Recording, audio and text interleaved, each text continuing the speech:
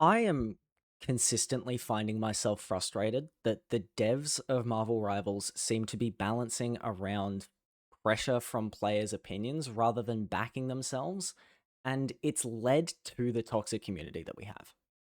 Now, obviously, the instigating incident for me making this video is the fact that my main, as I am a very biased individual, anybody who has met me will know, I'm quite biased towards Penny Parker because I think she is a very well designed tank. I think that her kit is interesting, her gameplay loop is rewarding, and I think that ultimately having a hero whose entire gameplay core design philosophy is built around exploiting enemy mistakes and playing like a spider as a spider hero is really fucking cool. And now they're nerfing Penny, and they're taking away a significant chunk of what makes her kit viable in the first place. Now, these are two separate conversations that I want to have. So I'm going to start talking about the balancing. Penny is getting balanced, and I'm going to read word for word here what it says. So, quote, remove the direct immobilize effect upon hitting enemies with cyberweb snare. That's her right click, her stun. New effect now applies a stack of web tracer and a 30% slow effect for 1 second. The web tracer lasts for 5 seconds. If an enemy with a web tracer is hit by the snare again, they will then be immobilized for 0.7 seconds, which is the stun that she currently has. Along with this, adjust Cyberweb Snare to be a charge-based ability with a maximum of 2 charges. And then, most egregiously, reduce the bonus health cap provided to Penny by Cyberwebs from 200 to 150. So, to stun enemies now, you will need to hit them with 2 charges of your 2-charge stun, which just adds an extra step for the Penny player. I want to know what the cooldown between firing off Cyberweb snares is going to be. I mean, it's definitely going to make things like web juggling when you're rolling out a lot easier because you don't need to juggle the 3-second cooldown of your zip with your stun with your nest to maximize speed. But it feels like they're doing that without really taking into consideration that the stun is the core facet of Penny's gameplay. Now, I am not going to sit here, and I want to make this very clear, I am not going to sit here and defend a 3-second stun because it is really frustrating to deal with. I've played against it, of course, but I also see how much of an impact it has. But when a hero's entire kit is based around being able to utilize that tool, and you gut the main use of that tool as a stun to keep people trapped and ensnared within your webs, and to counter ultimates, and to take enemies out of rhythm, and to predict divers, and to block projectiles. Like, there's so many tools that it has, but it primarily is used to stun players in your webs. That is the main use for the snare. And they're taking that away in its effectiveness. And I have long been of the opinion that if you're going to take that away from Penny's kit, that is probably better for the health of the game. I agree with that. But if you're doing that, you're removing such a core function of her identity and her playstyle as tank, you need to be giving her compensatory buffs. Now, what they've done is they've also nerfed her on top of that. They have gotten rid of another 50 overshield from her webs. It's back down to what it was before when she had an increase in HP, base HP, and she's also consistently received health nerfs. How long until Penny is going to be a duelist because she just has 400 HP when standing on her webs?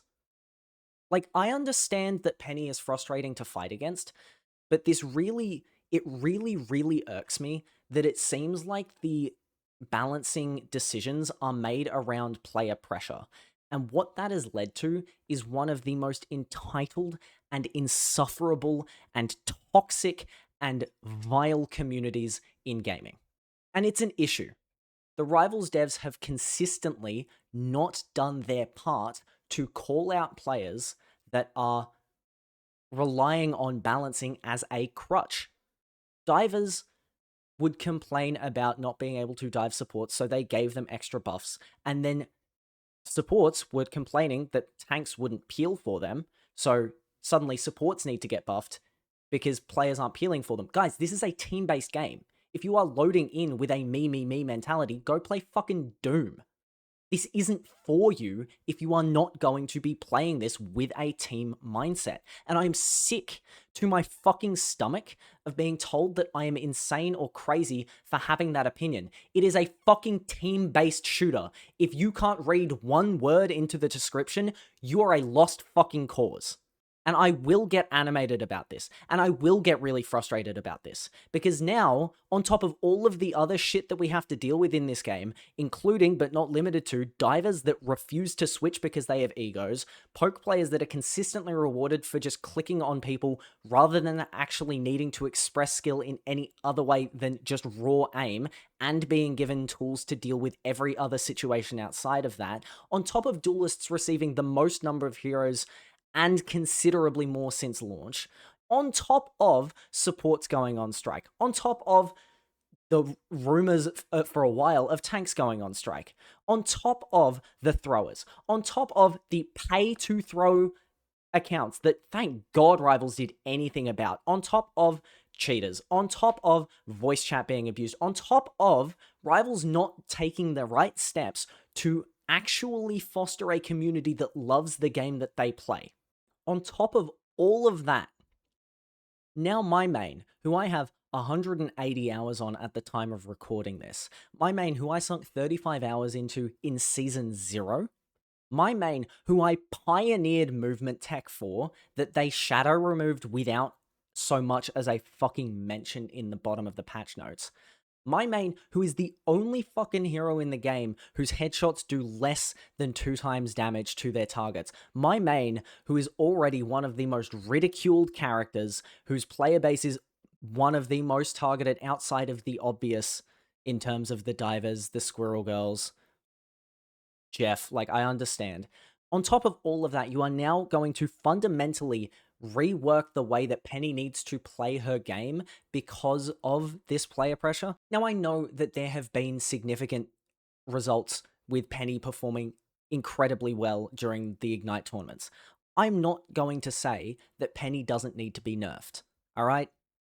I want to be very, very clear when I say that Penny probably did need a nerf. You know what Penny didn't need? Getting fucking shot out back for doing well and being an annoying character. I know that this video isn't going to see many people. I recognize that.